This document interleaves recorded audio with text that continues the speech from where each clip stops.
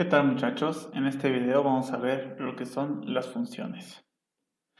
Las funciones tienen una estructura muy similar a lo que ya hemos visto, que son los procedimientos, y también, por lo tanto, al pseudocódigo.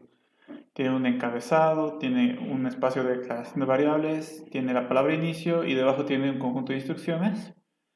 Y luego tiene su final, ¿no? Que sería fin función. ¿Cuál es la diferencia entre función y procedimiento?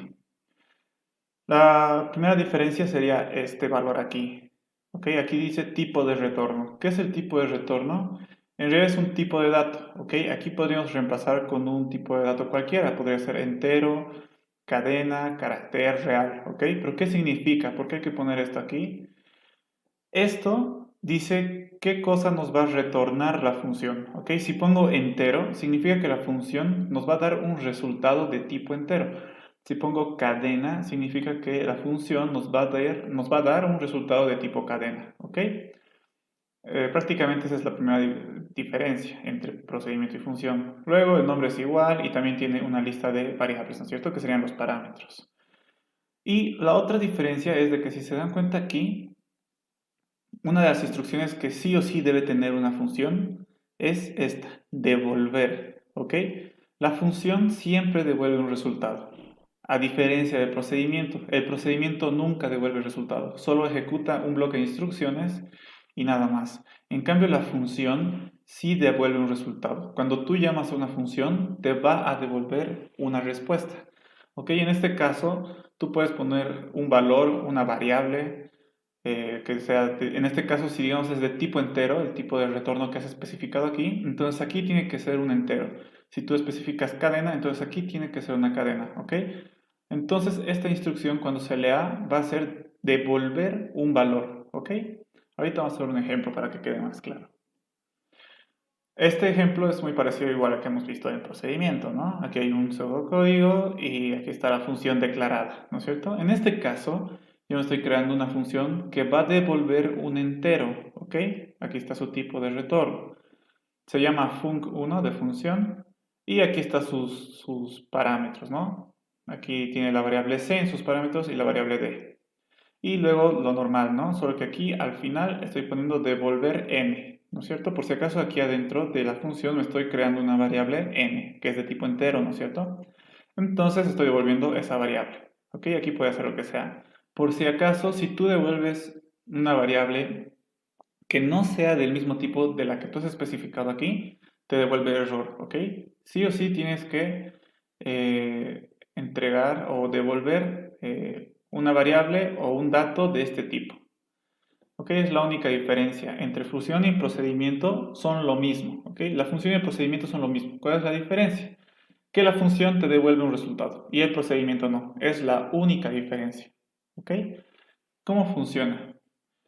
Si una computadora lee este pseudocódigo, entonces va a leer las instrucciones hasta llegar a la llamada a la función, ¿ok? Entonces, si se dan cuenta, aquí ya no se utiliza la palabra llamar a, ¿ok? Cuando quieres llamar una función, ya no utilizas la palabra llamar a. Lo que haces es asignarla a una variable cualquiera, ¿ok? En este caso yo estoy asignando a, que es de tipo entero. ¿Por qué? Porque esta función me va a responder con un entero, ¿no es cierto? Aquí está especificado. Entonces, por eso lo que me va a devolver, que puede ser cualquier número, si aplico esta función, va a ser esto y digamos que n es 5. Entonces, cuando me devuelva el 5, se va a guardar en a. ¿Ok? Eso significa esto. Estamos asignándole a el resultado que nos va a dar esta función. ¿Ok? Y así se llama una función básicamente, el nombre de la función y sus parámetros.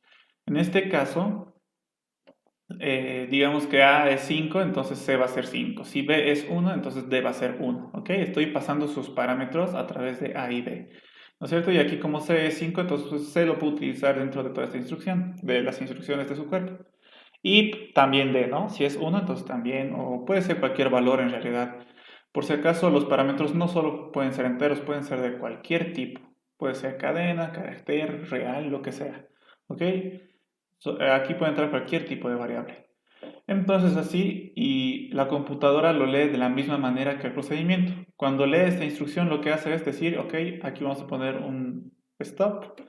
Entonces se queda en esta En el pseudocódigo se queda en esta instrucción, pero entra a leer las instrucciones que están dentro de la función declarada. ¿No es cierto? Entonces va a comenzar a ejecutar hasta que llega a devolver. Normalmente la instrucción devolver es la última instrucción de la función, ¿ok? Porque lo último que haces es devolver el resultado. Entonces, si digamos aquí hago unos cálculos cualquiera, digamos que esta función se llama sumar y lo que hace es sumar lo que me ha pasado de parámetros. C más D, ¿no es cierto? 5 más 1, 6. Entonces, 6 va a estar guardado en n, digamos. Entonces voy a devolver n, va a volverse aquí y a entonces va a ser igual a 6. ¿Por qué? Porque ese es el resultado que me ha devuelto la función. Y después continúa leyendo las instrucciones que están por debajo, ¿ok?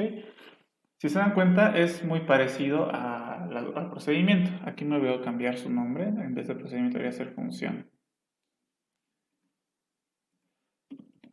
Función, ¿ok? Entonces es muy parecido al procedimiento. ¿Cuál es la diferencia? Ya les dije. Que la función devuelve algo, devuelve un resultado. ¿Ok? Por eso aquí hay que especificar de qué tipo va a ser su resultado. En este caso va a ser un entero. ¿Ok? Y aquí decimos devolver. Básicamente así funciona una función.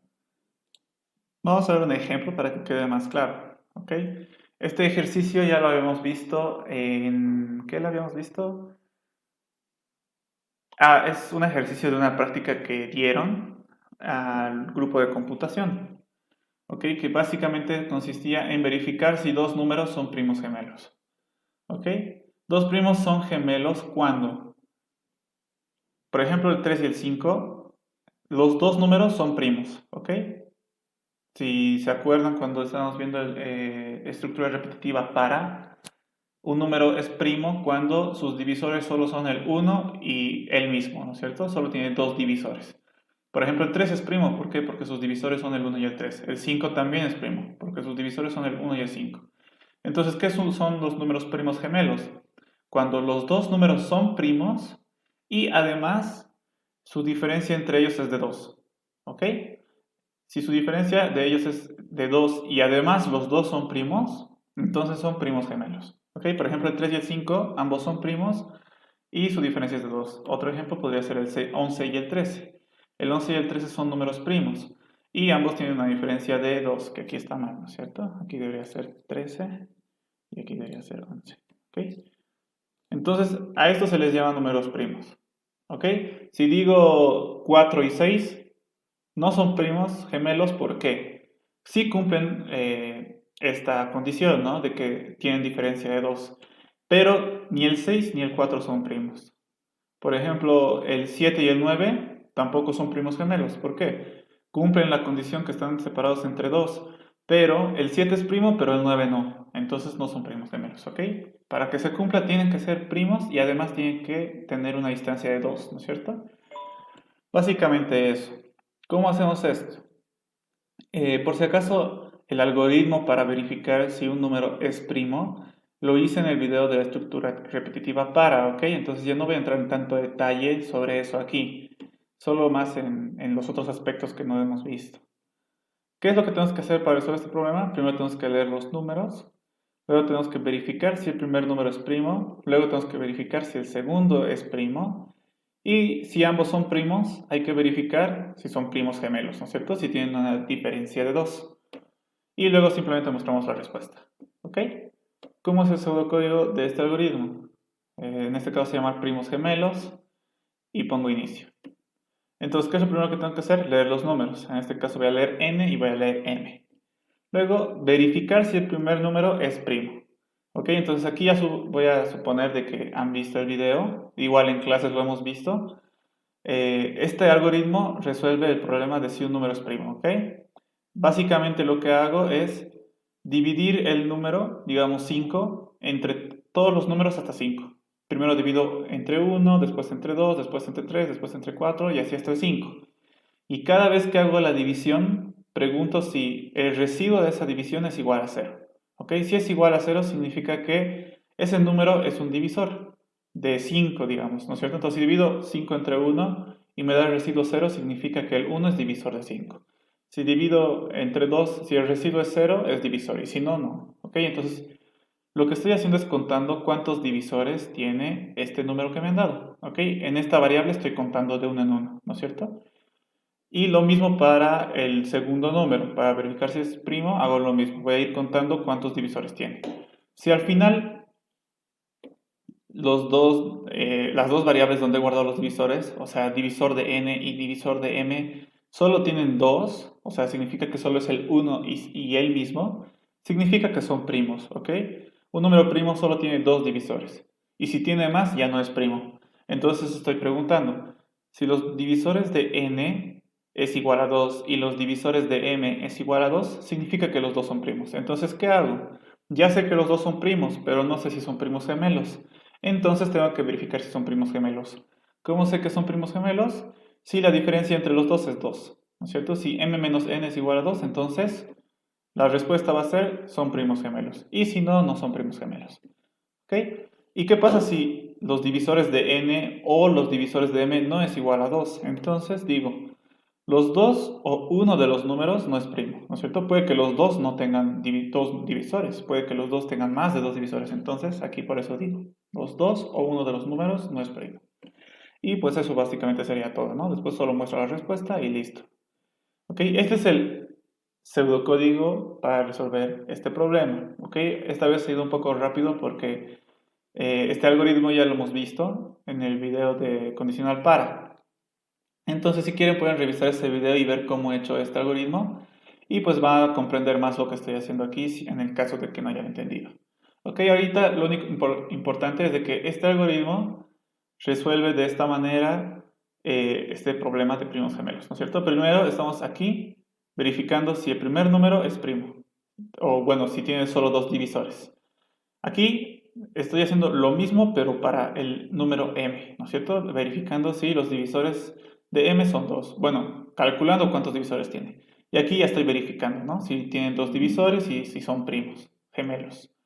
Si se dan cuenta, aquí otra vez, como en el anterior ejercicio, bueno, como en el anterior video para procedimiento, estamos repitiendo código en una parte. Si se fijan aquí, desde divisores de n igual a 0 hasta fin para es lo mismo que aquí, divisores de m hasta fin para. Lo único que cambia es la n y la m, ¿verdad? Aquí también la n y la m, ¿no es cierto? Esto es para la m y esto es para la n.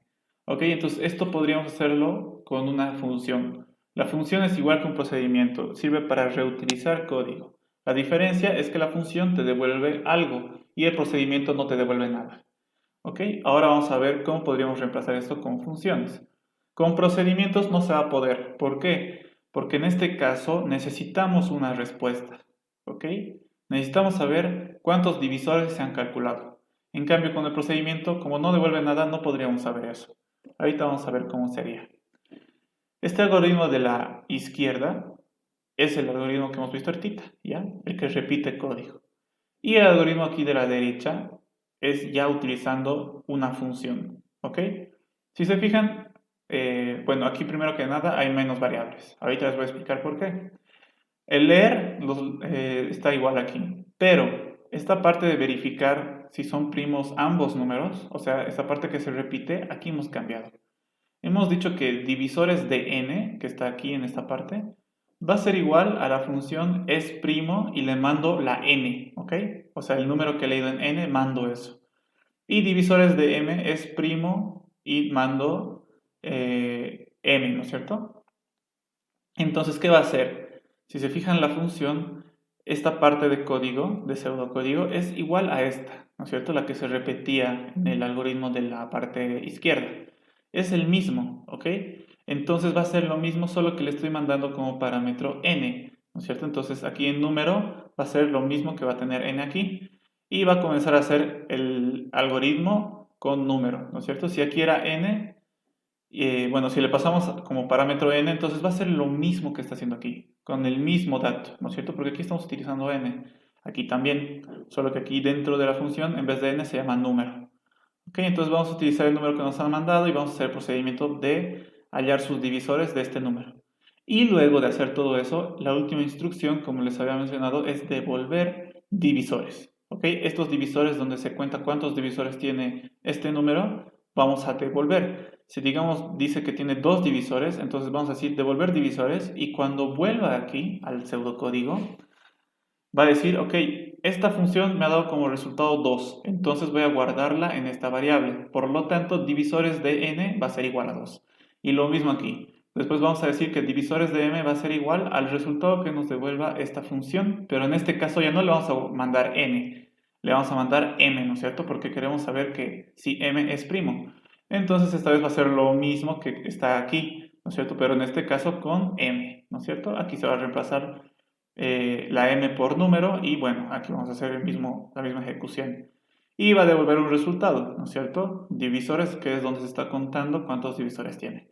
Y eso va a retornar aquí, ¿no es cierto? Entonces, se van a guardar en estas variables divisores y si se fijan, esta condición es la misma que está aquí, ¿no es cierto? Solo que aquí lo único que hemos reducido es esta parte, porque era duplicada, ¿no es cierto? Hacían lo mismo, era el código, hacen lo mismo y son parecidos. Entonces, lo único que cambia son sus variables que utiliza. Por lo tanto, esto se podría hacer en una función y eso es lo que he hecho. Se llama abstraer en realidad. He abstraído en una función. Y esto hace lo mismo para los dos números. ¿Ok? Cada vez que se lo llama y aquí verificamos si ambos números, divisores de n y divisores de m, son igual a 2, ¿no es cierto? Igual que aquí. Eso significa que si se cumple son primos y tenemos que verificar si son primos gemelos ahora. ¿No es cierto? Que hace prácticamente lo que les he explicado aquí. Es lo mismo. ¿No es cierto? Los mismos mensajes y todo. Y igual está aquí el imprimir respuesta, imprimir respuesta. ¿Ok? Si se fijan, una función es muy parecida al procedimiento. Por tercera vez, la diferencia es de que una función devuelve un resultado y el procedimiento no devuelve nada. Solo hace algo y listo. ¿Ok?